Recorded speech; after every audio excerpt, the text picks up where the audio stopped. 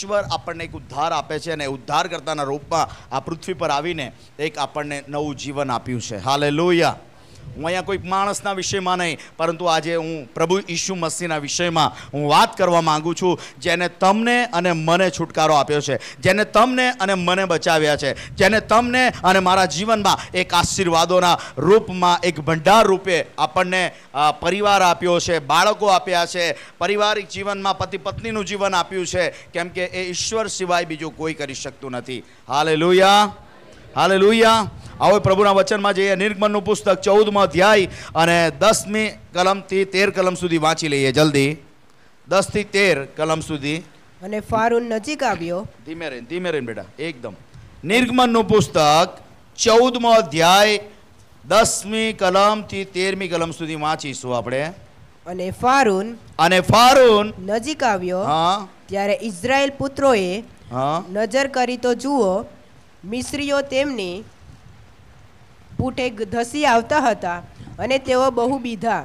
અને ઇઝરાયેલ પુત્રોએ યહોવા પ્રત્યે પોકાર કર્યો. અને તેઓએ મૂસાને કહ્યું કે શું મિસરમાં કબરો ન હોતી કે તું અમને અરણ્યમાં મરવાને લઈ આવ્યો છે? અમને મિસરમાંથી કાઢી લાવીને તું આ પ્રમાણે અમારી સાથે કેમ વર્ત્યો? અમે શું મિસરમાં તને એવી વિનંતી નહોતી કરી કે અમને તો મિસ્રીઓ ચાકરી કરવા દે? હાલેલુયા.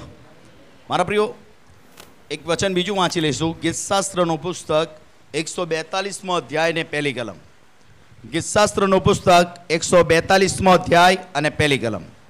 હું મોટે અવાજે યહોવાને વિનંતી કરું. હું યહોવાને વિનંતી કરીશ. ઊંચે સ્વરે યહોવાને આજીજી કરું છું. હાલેલુયા. મારા પ્રિયો, આ વચન ગીતશાસ્ત્ર 142 અને 1 તમે તમારા જીવનને માટે તમે લખી રાખો મારા પ્રિયો. અને એ વચન જ્યારે પણ તમે તમારા જીવનની અંદર મારા પ્રિયો, સવાર હોય, સાંજ હોય, રાત હોય, ગમે તેવી પરિસ્થિતિમાં આ વચનને તમે યાદ કરજો. હાલેલુયા. ગીતશાસ્ત્ર 142 અધ્યાય અને 1લી કલમમાં લખવામાં આવ્યું છે મારા પ્રિયો કે જ્યારે દાઉદ ગુફામાં હતો અને ત્યારે આ ગીતને ગાઈ રહ્યો હતો. ગુફામાં એટલા માટે સંતાઈને બેઠો હતો કે કેમ કે ઘણા લોકો તેને મારવા માટે શોધતા હતા, ઘણા લોકો એને મારવાને માટે એની શોધ કરતા હતા. પરંતુ અહીંયા એક બાબતને લખવામાં આવ્યું છે મારા પ્રિયો કે દાઉદના જીવનમાં પરિસ્થિતિ બગડી ચૂકી હતી. દાઉદના જીવનમાં એક ખરાબ સમય હતો. ગમે ત્યારે લોકો તેને શોધીને મારે એવી પરિસ્થિતિ હતી અને પરિસ્થિતિ બગડવા લાગી. પરંતુ તેને શું કર્યું મારા પ્રિયો? પરમેશ્વરને વિનંતી કરી. હાલેલુયા. એ પરમેશ્વરને પ્રાર્થના કરવા લાગ્યો મારા પ્રિયો. એવા ખરાબ પરિસ્થિતિમાં, એવી દુઃખના સમયમાં મારા પ્રિયો, એવી ખરાબ પરિસ્થિતિમાં પરમેશ્વરને તેને પ્રાર્થના કરી અને બાઇબલ બતાવે છે મારા પ્રિયો કે પરમેશ્વરે એને પ્રાર્થનાનો પ્રત્યુત્તર આપ્યો. હાલેલુયા.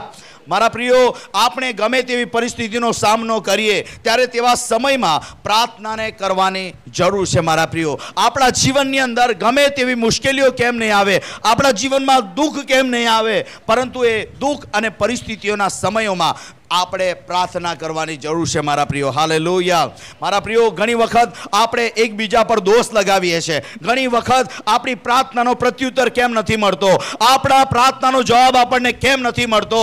કેમ કે મારા પ્રિયો, આપણે ઘણી વખત આપણે દોષ લગાવીએ છીએ, એકબીજા પર આપણે દોષ લગાવીએ છીએ. પરંતુ સાંભળો મારા પ્રિયો, હું તમને કહેવા માંગુ છું, દાઉદના જીવનની અંદર જ્યારે મુશ્કેલી આવી, દાઉદના જીવનમાં જ્યારે પરિસ્થિતિ ખરાબ આવી, બાઇબલ બતાવે છે એ સમયની અંદર એ આનંદ કરતો, ગીત ગાતો અને પરમેશ્વરને પ્રાર્થના કરતો હતો. Hallelujah, hallelujah. મારા પ્રિયો, અહીંયા આપણે વચન વાંચ્યું નિર્ગમનનું પુસ્તકની અંદર 14મા અધ્યાયમાં જ્યારે વાંચ્યું, 10મી કલમ વાંચવામાં આવી ત્યારે લખવામાં આવ્યું છે કે ઇઝરાયેલી લોકો મિસરમાંથી બહાર નીકળ્યા અને જ્યારે તેઓ લાલ સમુદ્રની પાસે આવ્યા ત્યારે તેમની પાછળ ફિરૌન અને તેની સેના તેની પાછળ આવી રહી હતી. Hallelujah, hallelujah.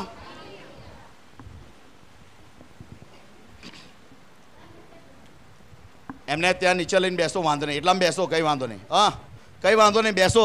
ધમાલ કરે, કંઈ વાંધો નહીં, બેસાડો એમને, બેસાડો, બસ એટલામાં બેસાડો, કંઈ નહીં. હાલેલુયા.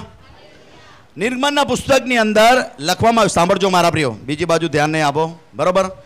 આ વચનની અંદર આપણને ડાયવર્ટ થઈ જાય. શૈતાન આપણને ડાયવર્ટ કરી દે. ઘણી વખત આપણે ફોન ચાલુ હોય, ઘણી વખત ફોનની અંદર મન હોય, ઘણી વખત આપણે બીજા વિચારોની અંદર આપણે મન લગાવીએ છીએ. પણ જ્યારે વચન આવે ત્યારે આપણે એક બાબતને ધ્યાન આપવાનું છે. મારા પ્રિયો, આપણે શાંત રહીને પ્રભુના વચનને સાંભળવાનું છે. મારો મોબાઈલ પણ ફ્લાઇટ મોડ પર છે. કમસે કમ 6 વાગે ચાલુ થશે. હાલેલુયા. હું તમને કહેવા માંગુ છું મારા પ્રિયો કે જ્યારે ઇઝરાયેલી લોકો મિસરમાંથી બહાર નીકળ્યા અને જ્યારે તેઓ લાલ સમુદ્રની પાસે આવ્યા ત્યારે તેમની પાછળ ફિરૌન અને તેની સેના તેમની પાછળ આવી રહી હતી તેમને મારવાને માટે. અને બાઇબલ લખે છે મારા પ્રિયો, અહીંયા ઇઝરાયેલી લોકોની મુશ્કેલી વધી ગઈ. ઇઝરાયેલના લોકોના જીવનની અંદર મુશ્કેલી વધી ગઈ. કેમ કે ફિરૌન એની મોટી સેના એ લોકોને મારવાને માટે આવી રહી હતી, એમને ઘાત કરવાને માટે, એમનો નાશ કરવાને માટે આવી રહી હતી. અને ત્યારે જ્યારે ઇઝરાયેલી લોકોએ પાછળ જોયું ત્યારે તેઓના જીવનની અંદર શું બન્યું મારા પ્રિયો? જ્યારે ઇઝરાયેલી લોકોએ એ સેનાને જોઈ, જ્યારે ઇઝરાયેલી લોકો એ મોટી સેનાને, ફિરૌનને જોઈ રહ્યા હતો, એની બધી સેનાઓને જોઈ રહ્યા હતા, બાઇબલ બતાવે છે મારા પ્રિયો, તેઓ પાછળ જોઈને ઇઝરાયેલી લોકોએ શું કર્યું? ડરી ગયા. Hallelujah, hallelujah. તેઓ બધા જ ડરી ગયા. બાઇબલમાં આપણે વાંચ્યું, વચન 10મી કલમ બેટા. અને ફારૂન હા નજીક આવ્યો, હા, ત્યારે ઇઝરાયેલ પુત્રોએ નજર કરી, હા, તો જુઓ, હા, મિસ્રીઓ તેમની પૂઠે હા, ધસી આવતા હતા. હાલેલુયા. અને તેઓ બહુ બીધા, અને તેઓ ડરી ગયા. હાલેલુયા. લોકો તેમની પાછળ આવી રહ્યા હતા. ઇઝરાયેલી મારા પ્રિયો લોકોએ જોયું અને ફિરૌનની સેનાને જોઈને તેઓ શું કર્યું? ડરી ગયા. હાલેલુયા. આજે ઘણી વખત આપણે સમસ્યાઓને જોઈએ છીએ મારા પ્રિયો. આજે આપણા જીવનમાં ઘણી બધી મુશ્કેલીઓને જોઈએ છે, ઘણી બધી પરિસ્થિતિઓને આપણા જીવનમાં જોઈએ છે, સમસ્યાઓને જોઈએ છે. ત્યારે આપણે પણ આપણા જીવનમાં ડરી જઈએ છીએ. આપણે પણ આપણા જીવનમાં આપણે હતાશ થઈ જઈએ છીએ. આપણે પણ એ ડરથી, આપણે મારા પ્રિયો આ મુશ્કેલીઓથી, એ પરિસ્થિતિથી આપણા જીવનમાં પણ ડર આવી જાય છે. Hallelujah, hallelujah. આવી જાય છે ને મારા પ્રિયો? કેમ આવે છે? આપણા જીવનમાં ડર, અને ડર હોવું જરૂરી છે. આપણા જીવનમાં ડર હોવો જરૂરી છે મારા પ્રિયો.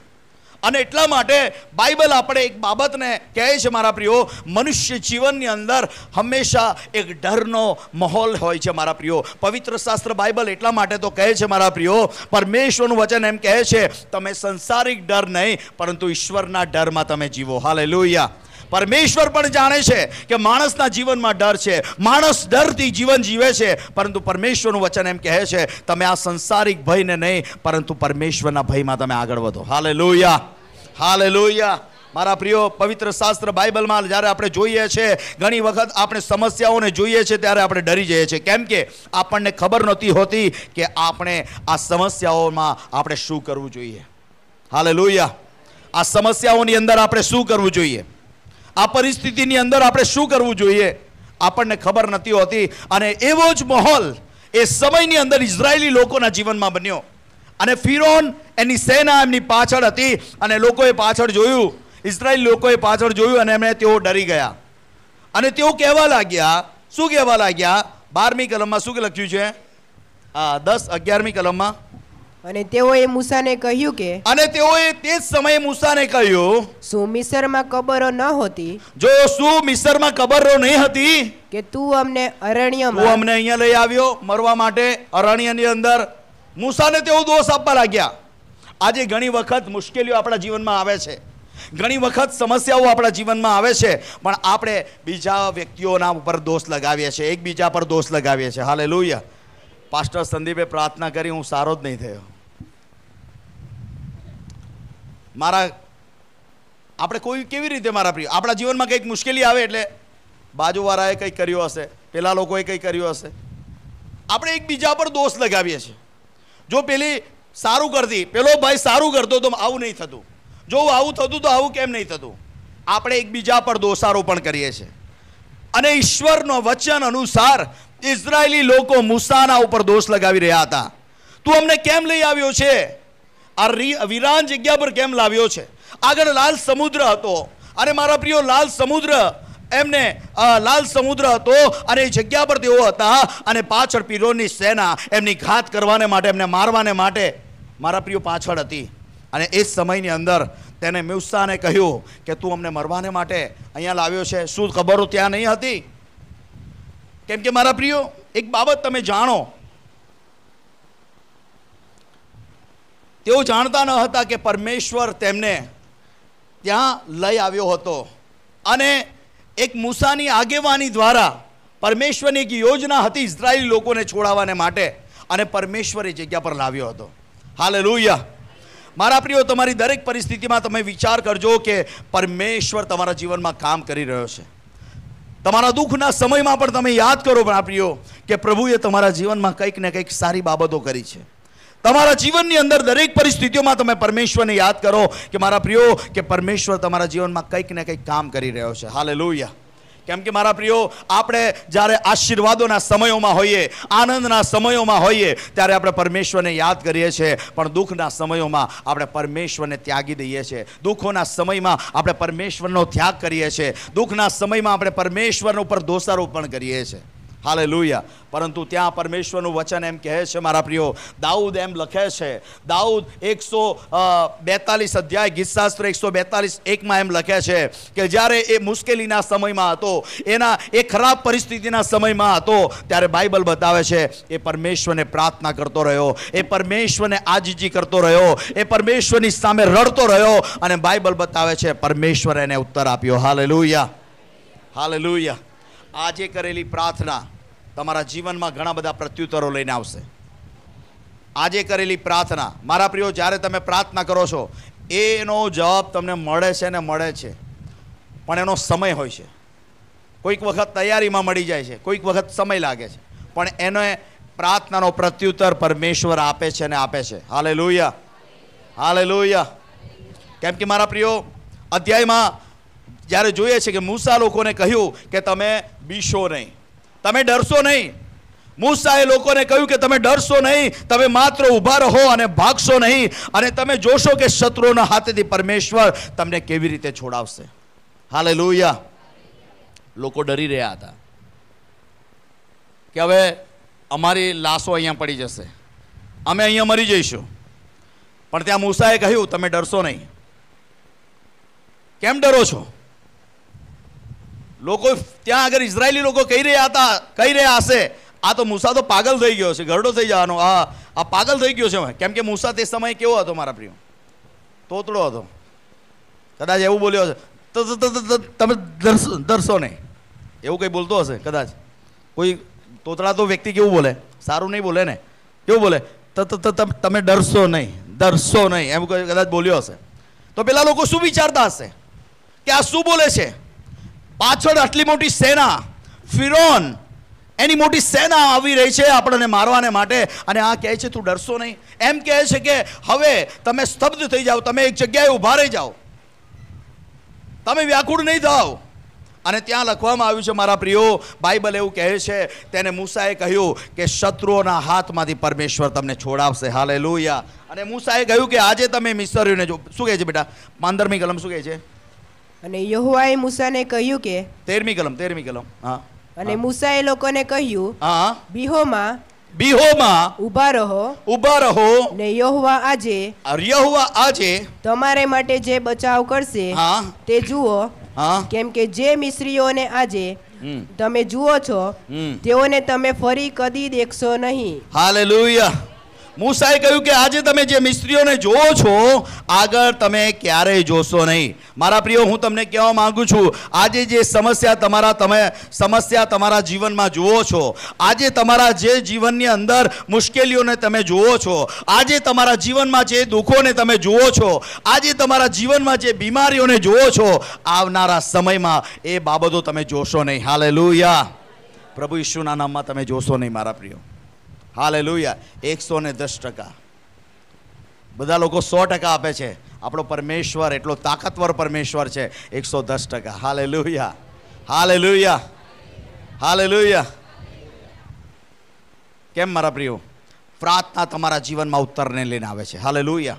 તમે તમારા આત્મિક જીવનને તમે છોડશો નહીં. તમે પ્રાર્થના જીવનને તમે મજબૂત રાખો. તમારું પ્રાર્થનાનું જીવન મજબૂત હોવું જોઈએ. તમારું પ્રાર્થનાનું જીવન એ મારા પ્રિયો સ્ટેબલ હોવું જોઈએ. હાલેલુયા. હાલેલુયા. એક દિવસ રાતના અમે પ્રાર્થના કરી કેમ પ્રાર્થના કરી તમને કહું. હાલેલુયા.